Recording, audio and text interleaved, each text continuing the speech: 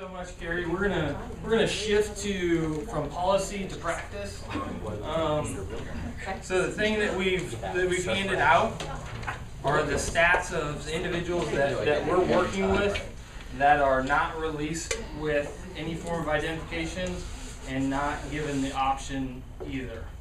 So on average, coming from an ACC facility, 60% of individuals will not have a single form of ID, and we actually have it broken down per facility, and then ADC is the same rate as well. So 60% are not getting out with what they're supposed to have, and again, we have it broken down per facility. Some facilities are 90% not coming out with any identification.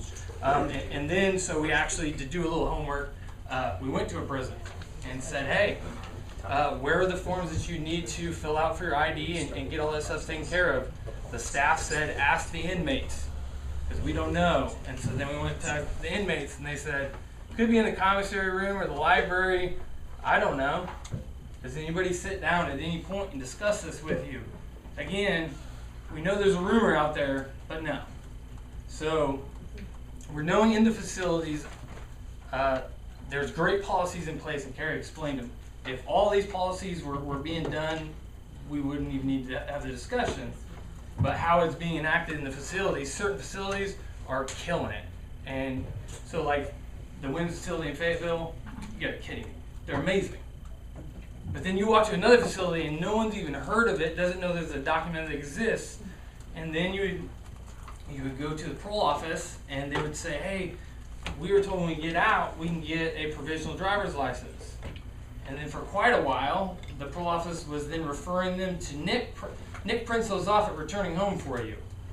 Going, no, it actually says on the piece of paper posted in the parole office that it is your parole officer that has to do that. So then I'd send them back. And they were told, well, I don't even know how to do that, so you can't have one. So we worked for 2 years trying to get one of those printed out. And just 2 weeks ago, we got a parole officer change. And that parole officer sat down, we explained, here, this is what we'd love to do.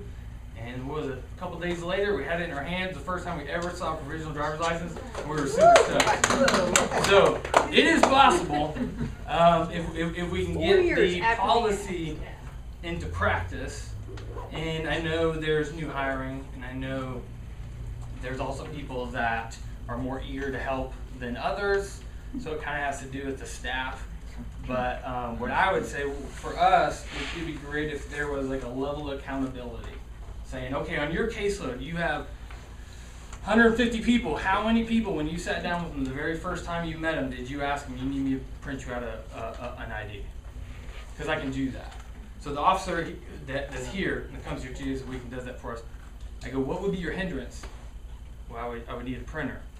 So I went to my closet, grabbed the printer out, brand new, and sat down. What's the next? Well, I need paper. So I went and grabbed some paper, and we sat down, and I was like, hey man, we're good, right? Yep. And then he printed it off and we were good. So all it took was setting the printer up to the laptop. So the thing what a lot of folks don't understand is too often we get in the mindset of we're just documenting success and failure. If we look at it as a stream, and these people are going down the stream, every time you put your foot in the stream, you are impacting the flow of the water. Now they may still end up at the bottom of the stream, but you're a part of that. You are impacting that. And so what we need to do is take full responsibility for that level of impact and go, what can I do today that positive influence these individuals? And I understand it's different for nonprofits because a nonprofit is held accountable on results. So if my folks aren't doing well at a high level, if they're not getting the things they need, I will be fired and somebody within the next quarter will be hired. And they better have better results because we've got donors that we have to hold ourselves accountable to. Or they say, you know what, you're not going to be able to pay your rent today because I'm not giving you of my hard-earned money because you are not doing what you said you were going to do. You're not doing what the policies are in place. So that's really what I would say a lot of our experiences that you could have one officer that's absolutely amazing and everyone they have is doing so great. And then you're having some that are going, I don't care who's willing to help them. I don't care what you're asking me for. And then they're getting discouraged and then they're coming to us and venting.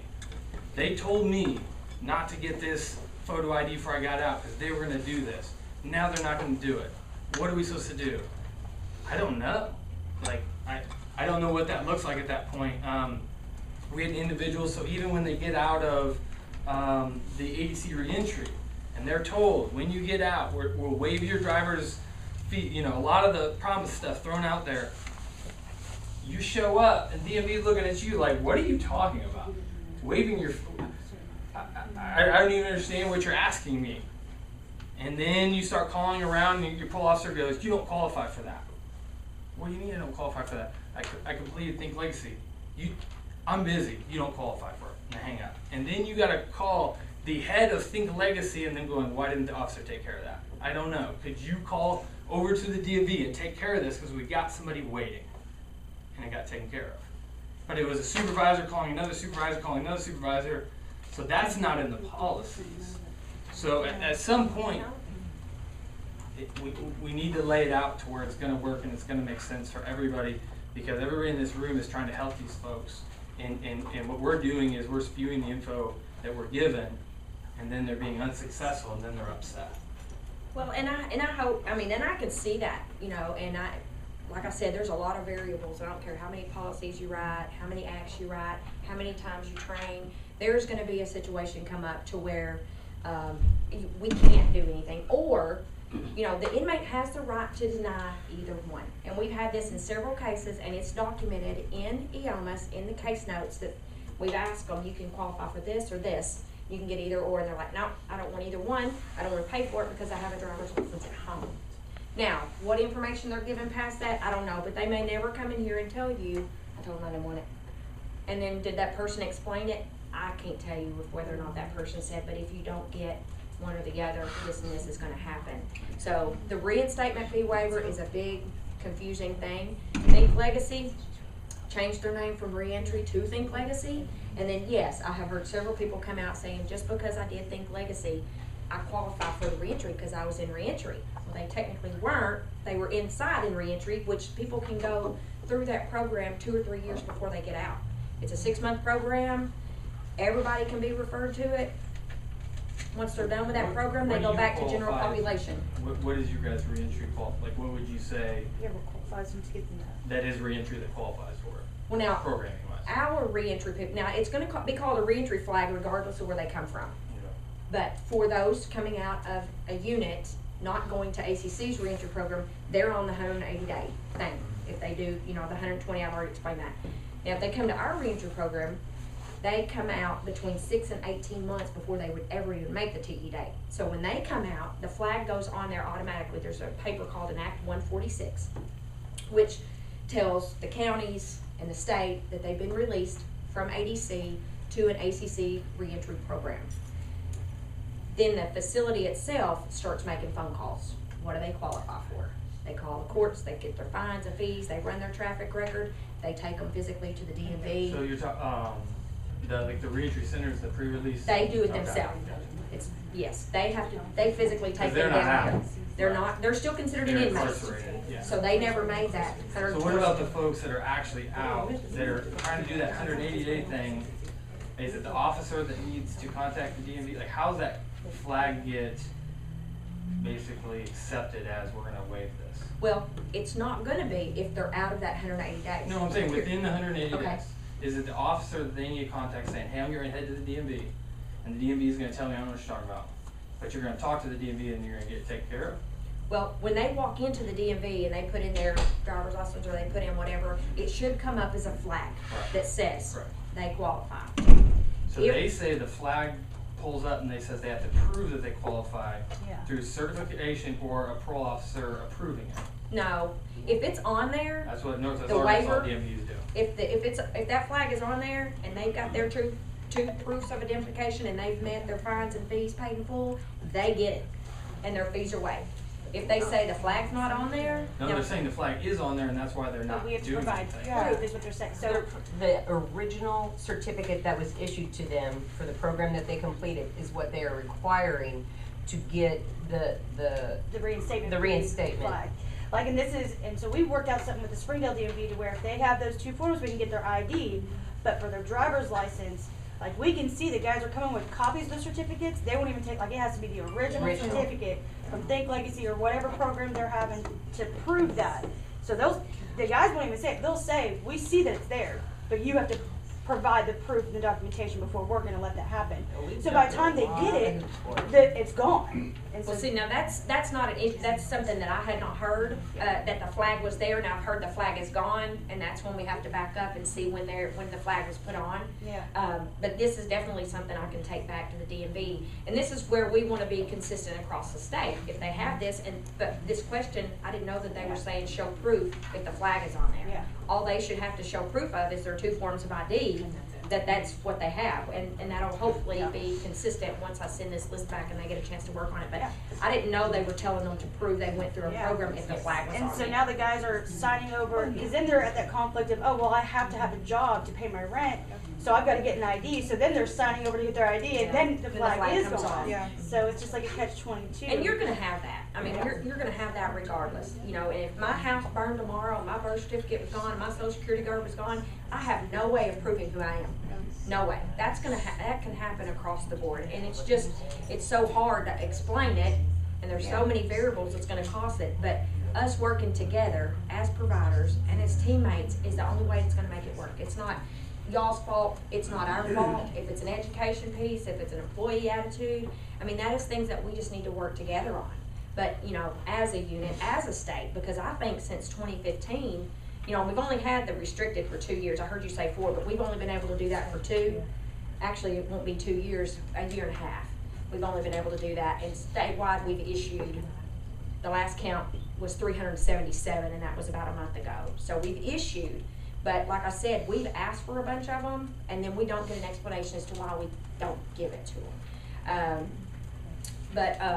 Statewide, I think we're doing great moving forward with these acts, because we're listening to the concerns, we're listening to the, you know, inmates when they come out, and there's people fighting on Capitol Hill every day for criminal justice reform, for helping overcome barriers. What can we do?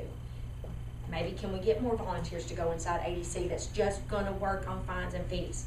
Now, our supervision sanction program, we have embedded folks from Restore Hope in the program. Now, that's a quick, I don't know if anybody knows anything about technical violator programs, what it used to be.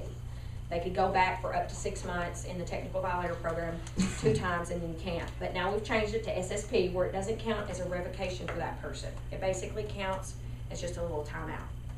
90 days to 180 days, and they can go twice. But sometimes they're only there for 45 because they've done the program and they've done really well. So we start working the minute they get there on fines, fees, and trying to get them an ID. Now, this is something that just come up this morning, but anyway, we've embedded Restore Hope in there to just help, you know, and it may be that we need more volunteers, we need more people going inside ADC just to say, can I work with this population on fines and fees? Because it takes hours. You know, as a provider, you sit down, and I've done it from central office. I've sat for hours just chasing phone calls and court fees and fines and writing letters, submitting stuff for people to say, he is who he says he is, can you give him a break? You know, but I just found out something today that I'm trying to get some clarification on.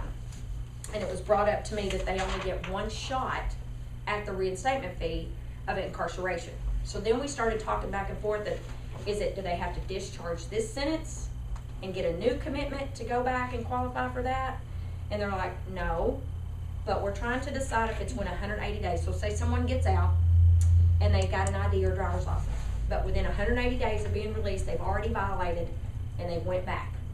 Well, when the ADC has been sending their export file and it's coming back, it's got a note on there that says they have already completed this program. So that's something I called the DMV just this morning while I was waiting to come here and said, can you tell me why that's happening on that side? And she said it may have originally been set up like that as a time flag that they have to complete 180 days before they cycle back in order for that flag to be put back on there. So they're working on that, but that may be an issue as well. And then another issue may be that it's in their file and they're walking out the door at midnight and they're not getting it. I mean, it may be as simple as that, or they've denied it, but they're not going to tell you because you're going to ask them, did you do it? And then they may say no. So there's a lot of things, but I can tell you, as you know, statewide, everywhere I go, everybody is really trying just as hard as you are to try to help overcome some of this stuff. It's never going to be perfect. It's always going to be hard, But I mean, I appreciate everything you do. Listen, I don't work with this, so I don't deal with this problem. And I can tell there's a lot of people here that do. But why, even this thing that you're telling us now that you're describing as a positive thing, they're having 180 days after release to get something done? Well, during that period of time, are we saying that they don't have a driver's license? Yep. So how are they supposed to get a job and do all the things they need to do But they from were- day one? They qualify for the It provisional. also changed the fact that we can get them a restricted permit before they ever get out. So we can give them a restricted permit, they can come out, and then they have 180 days Okay, so to with that satisfy restricted all of permit, that. will you be able to, because you said you've only given out 300 of Now, them? that is since the act came out, as far as, like he was saying, some of the parole officers print them off, some of them don't. Yeah, the 15,000 that she got out. Is that about right? Since Since- it's been enacted. Since 2017? Yeah, probably. Probably, eight, about and there may, and 15, half of those are some back, so, 15,000. yeah, probably. So 300 of those people have gotten restricted driver's license? Yeah. So not very many, really? Not very many, but like I said, some of the times when we submit it, they don't tell us why they didn't get it. Yeah. Well, here's How my do we question. fix that? Why are we thinking about doing it right on the edge of getting out or after they've gotten out? Since we have them in custody from day one, why don't we say, after you've been in custody for 90 days, we're gonna get these things lined out? Do that while they're there. Maybe they're there for a year or 2 or 3. Am I missing something? Why can't this be done as part of their program while they're in prison? Well, we started intake trying to figure out what it's gonna take to get them to the door. Now, I'm not sure if the DMV says a year before they get out, we're not giving them this and this and this, because this may come up, they may have a warrant come up, they may have a reinstatement fee come up, or a new fine that is gonna mess them up when they get out. And we've already taken care of that on the front end. But what we can do is start working through the process as to what it takes now to get you to that point.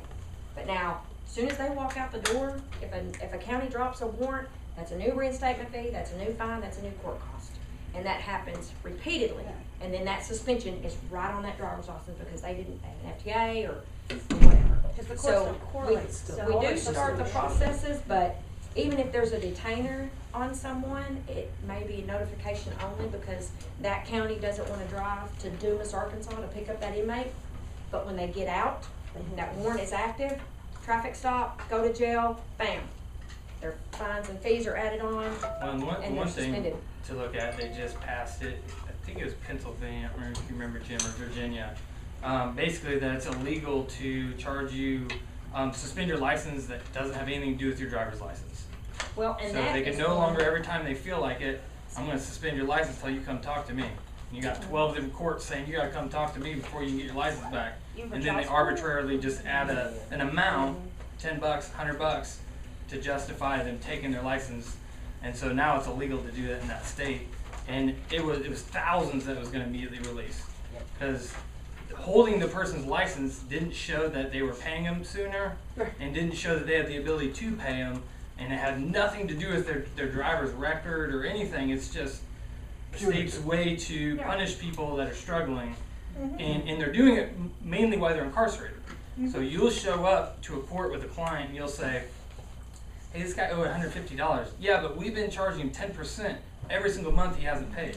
Well, he's been incarcerated.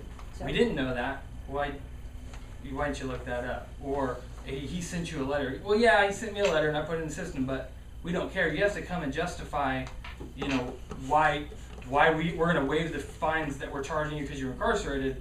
And I'm like, well, how's he doing that? Because you have him incarcerated in jail. When we showed up to the court date we set up, they arrested him. So he kind of can't see you now because now he's arrested. So then you wait all day long and then he shows back up and goes, I seriously was incarcerated. And then they go, oh, okay, we'll just waive everything because it's not a big deal in the first place. And that's something you're never gonna That's just change. system. and that's Or just- you pass the law and it's illegal. Now, to there do. is, and I don't know what the act is, but Senate Bill 113 says that to remove a driver's license suspension or revocation as an available penalty for offenses not related to driving to a motor vehicle means that they can't suspend a driver's license just basically because of, it says, prohibition against suspension of driver's license unless the requirements of subsections are met. A circuit court or district court shall not suspend a driver's license solely because the person has failed to pay a fine or fee as directed by the court or district court. A district court shall not suspend a driver's license solely because the person has failed to appear. And this was passed in 2017. If a person has They're failed, all illegal. if a Yeah, person, mine was correct. well, wait a minute, if a person has failed to pay a fine or fee assessed by a circuit or district court, they have to be given notification saying, we're about to suspend. They have to give them at least a 15-day notice, say that we're about to suspend because you agreed to start payment and you haven't. In that instance, they can suspend if they don't turn around and start making their payments. So that is something we do have. There's some gray area there. I'm sure everybody's gonna interpret it how they think it can be interpreted, but it is there. That's saying basically they've got to give you an opportunity to take care of it before they can just suspend it. And that will help in some cases when the people are committed to actually paying that off. But now, if for some other county they go to jail and they're way past that 15 days or they move and they don't get that letter, guess what? It's gonna be suspended. Most of the time, they don't know that we're incarcerated, because I know, I myself and other people here have experienced that you're incarcerated, the courts are not gonna correlate, so they don't know, so you get out, you've got an FTA and a failure to pay fine, so you have to go pay it in full, be seen by a judge, and then get it released before you can ever get a license. That's not, I mean, that's just the court system. My question is, what do you think, Carrie, is the best line of action, like Ms. Britt and I were asking, talking about for when the guys are going, the DMV is saying they see the flag, what do you think is the best line of action from that point? Like, who can we call to get that proof, to help them further go ahead and get that license? Like, how can we get the proof that they completed that program or whatever? Well, and this is if the flag is on there, correct? Yeah, You're they still say saying we you gotta- see the flag, but we need you to provide proof. What do you think is the best line of action? Well, I'm hoping I can get an answer for you maybe today, if I text and drive while I'm going back to Don't do Little that. Rock. ma'am. but- I'm just saying, 'cause all these other No. things, we can't, there's I'm no hoping way I to can do get an that. answer that that's not common practice. I've never heard that in all the other DMVs. All the other issues I've ever heard is the flag is not there. No. And then they'll say, we need proof, or how can this, or how do we get it back on there? I've never heard them deny or have to show proof when a flag is there. Yeah. And I've been burying my head in the sand for the last 4 or 5 years trying to figure out all the different, angles. But this is a new one to me. Yeah. And I can promise you, I will work to get you an answer for that. If there is no flag in, there should be, like you were saying, what is the course of action then? Well, I would tell you to call me. But, How many phone calls you're gonna Careful. No, Is that not something I can address with the parole officer? yes, because they would be able to find out through our central office, the lady that does it, who put this PowerPoint together, can tell them their flag went on here, their time was up here. So can I tell my parole officer? Yes, and Janet Jackson is the one in Little Rock that put this together. I just want, are you talking about, your question is for SATP, TC, alcohol education? Yeah, Okay, so I work at the work release here in Springdale. I have the guys sign a letter and say, hey, my name is such and such, here's my date of birth, here's my driver's license number, will you please accept this certificate? And I just print it, their SATP, SAE, TC, whatever, out of EOMAS on color, and I mail it down there and they release the suspension that way also. yeah. If it doesn't pull through EOMAS, they completed the class and their stuff has already been generated through the computer system because it's in 120 Well, days and they complete it. And they're doing it because of you. Yeah. Now, if Correct. We're sending it, so they're like, okay. Right. So But us I mean, sending it, they're like, I don't yeah. care and I don't know sign who the you letter, are. but I'm just saying, they should be able to the parole officer get should be that able out to of give them EOMAS that for them to certificate or the proof that they satisfy. get it. I mean, Which comes back to that, gotta any be sort willing of to do it. Yes. EOMAS access should be able to. Not just tell you they don't qualify. Really? They already have their name. Yeah, there's a place in the office you can look up what all they completed in prison and grant any certificates That have been entered in. Okay. They may or may not. been scanned in and Then Yeah, it makes goes it back all- to records in 86, excuse me, to Well, try to get it. What would be great, Carrie, I don't know if you guys would allow us, but when you do the training for the officers, especially here in Northwest Arkansas, on how to do all that, if we could sit in on the training so we could also learn to know the exact practice that we're all supposed to be following. Because then I could eyeball them and go, hey man, Nick's like, let me get the I know you were in there. Hmm. Level of accountability that helps. Well, if it could be Right. tied They to their keep sending them raises to on Nick. how Nick will successful print it the off people for you. are in it, that'd be great. Well, and I don't think we should be, throwing stones one way or the other. I mean, until they're here to defend. And the Well, I'm saying reasons we'd all be why. trained together.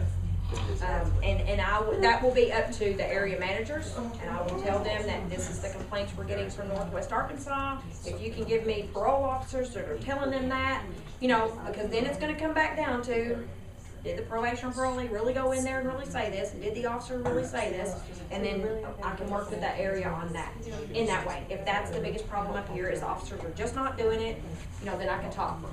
We got a new area manager, Ricky Hogg is gone as of the 28th of February, but I'm sure Mike Parker would be open to you guys maybe even going to a staff meeting and just talking to the officers and saying, this is what we're getting. What can we do, or how do we respond to that? How do we respond to that's their biggest complaint?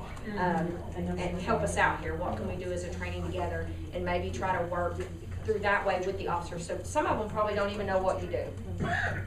They might not, like, them inmates go over there and just tell them whatever, and then they come here and tell us whatever, that returning home ain't doing nothing for them and won't give them clothes or anything else. So it kind of goes both ways. But if maybe you guys could go and do a staff meeting and just do a presentation, this is what we are, this is what we do, this is what we try to help them do, and this is some of the complaints that we're getting. Maybe they would have a chance to respond and could address those specific issues. Something too that we have told my staff throughout the state is that they have people come in that's saying they are not getting an ID. Me telling leadership that is not going to get anywhere. I want a name, and I want to know where they came from. Because if I go to ADC or ACC or an area regional manager and go, we've had 10 people that connected to your office that are telling me your officers aren't helping or they're not getting an ID. This is their list for names. Can you tell me how that we can make sure this is working better?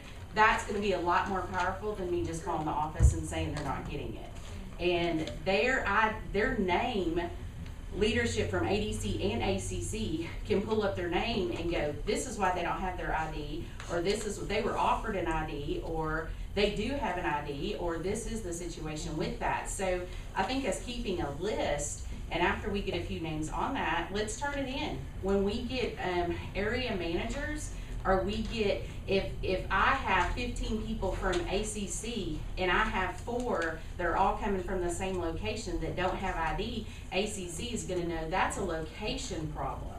And so it's the same thing with ADC. We've got to do it professionally and we've got to do it respectfully, but keeping a name of who's coming out and what the situation is will give them the information they need to be able to dig further into it. So. And like I said, if it is that, if there's not a good partnership going, all I do is ask that you reach out to them and try to explain the 2 roles and what you're here doing and maybe what your frustrations are, because we want to be the best partner. We want to try to make it work because we're all working to serve the same people. We don't want any failures. We want to reduce recidivism. We don't have all the answers. It's not a perfect world, we know that. But if we're working together as teammates to try to solve the problems, instead of, just saying one is not doing it perfect or one's not, because we're not going to be perfect, nobody is. But if I ask that you reach out to them and give them an opportunity to see what you do and then talk it through with them of what you need when they come out, then I bet it'll be better. Yeah. Well, Carrie, thank you so much for getting on the hot seat. We appreciate it. Yeah. I know we all feel that, right?